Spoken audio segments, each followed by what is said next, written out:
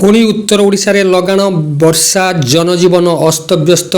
लगाण वर्षा रे नाम्प पंचायतर देउलबाड़ तिलापटा ज्योतिजंगम पाणिग्राही आदि मौजा जलबंदी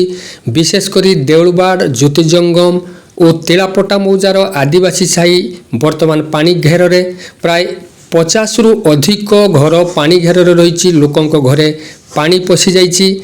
2026 मसीहार यह द्वितीय बन्या प्रथम बन्या को 15 दिन न पुरुणु पुणी द्वितीय बन्या देखा देइछि लोके बासच्युत होइछन्ति शताधिक परिवार बासच्युत होइछन्ति जहाँ आपण माने देखि पारछन्ति ताजा चित्र।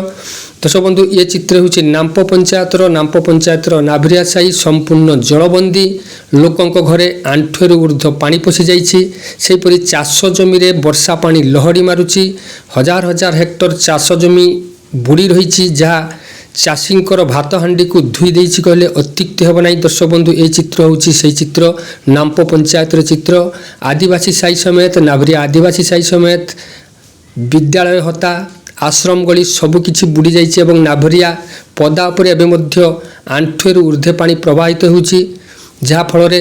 लोके अस्तव्यस्त हो गले अनेकों घरे पानी पशि जाइछि सेमाने वर्तमान से घरे रहिबा योग्य नुहे एबे मध्य अधिकांश लोक प्रथम बन्या परे विद्यालय रे आश्रय नउछन्ति। तो दर्शक बंधु ये चित्र होछि सेही बन्यार ताजा चित्र। परिचयटा देवे लोपामुद्रा राउल सरपंच नाम्प जीपी कौन है कहले बन्या रे एठी एक्चुअली वर्षा तो लगाण वर्षा जोगु पानी हो जाइए पानी हैला पर आरडी डिपार्टमेंट मनमानी तांको जेई कौनसी कथा शुणिया पई कि नाराज रास्ता जेतेबेले करचंती सेतेबेले होम पाइप बसै नांती तो पानी पूरा गाँ बुड़ीकी आज माने मो पंचायत पूरा बुड़ी गलानी। केते लोक बासच्युत होइछन्ती एटी मिनिमम 1000 खंडे लोक पूरा एकदम पानी घेर भितर अच्छी माने छात पड़ी गाई मरी गले लोक बहुत हैरान होती तथापि आरडी वाला फोन कलार फोन भी रिसीव करना एटा अति दुखर विषय जे माने गोटे गवर्नमेंट डिपार्टमेंट है से माने कौन कथा लोक शुणा ना जलबंदी समस्या कौट रोचे केवल आरुहा नाम्प रास्ता आउ